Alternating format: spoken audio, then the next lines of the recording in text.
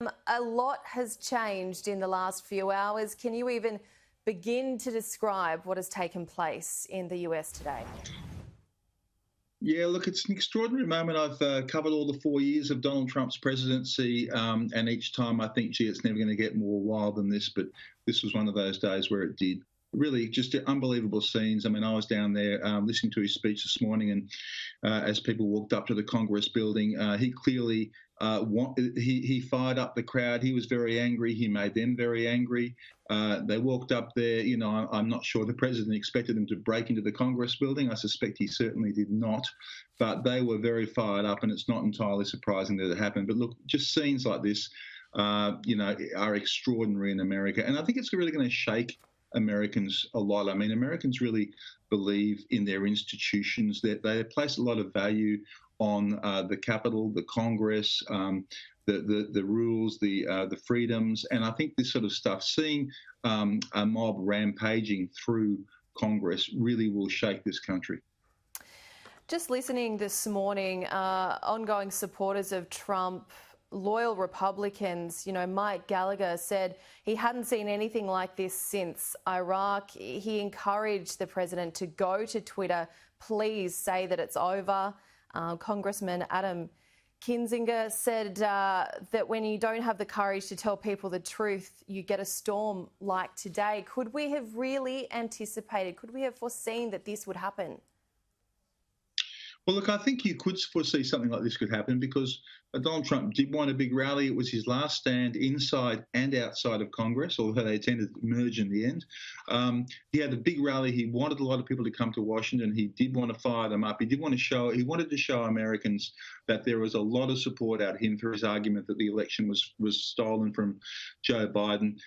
Inside Congress, of course, Donald Trump was egging on the minority of Republicans who were happy to challenge the electoral college vote, which was going to prescribe Joe Biden as the victor. So this was Donald Trump's last stand in Washington in every single way. So I think it's understandable that there was going to be some sort of problem in the town today, but certainly no one ever predicted anything as dramatic as this. And you've got to really also ask the question as to what sort of impact this will have for Donald Trump down the track. I mean, after the election, after January 20, when Biden becomes president, it's often talked about how Trump wants to remain a kingmaker in the Republican Party, also how he may even run in 2024.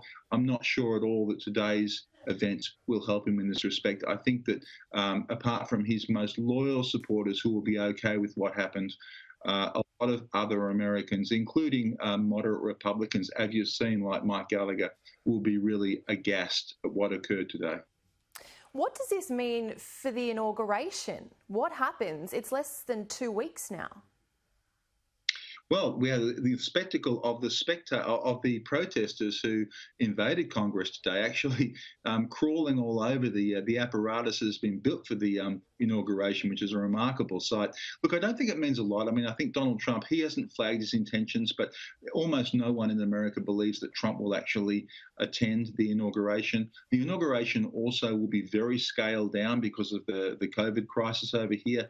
And so I wouldn't be surprised, in fact, if crowds are actually banned from the National Mall, which of course is that big stretch of grass that you see thousands and thousands of people gathering every single inauguration. So I think it's going to be a very different sort of inauguration. Whether the Trump supporters want to come in and try and create a bit of a scene remains to be seen. However, I think you'll see a very locked down Capitol on the 20th of January in a way that we certainly didn't see here today. Just looking at social media this afternoon, I've seen images of the Trump supporters sort of just simmering down a little bit and taking a moment. Is there fears and concerns that we may see more overnight and tomorrow? Look, I think there's a great relief here in Washington when, during the actual siege in the Capitol, the mayor of Washington, Muriel Bowser, declared a curfew from 6 p.m. Washington time. And that really, as far as I can see with the reports, has quelled the problem of violence on the streets. Now, there was violence on the streets last time there was a Trump rally here some months ago during the evening, but now there's no people on the streets as far as I can tell, and so I think that sort of killed that problem. But the next couple of days are very uncertain. A lot of pro-Trump supporters are still in town. They're probably still fairly fired up by the event, so we'll see what actually unfolds. But I think the next 24 hours will tell whether we're going to get any more big problems here in Washington.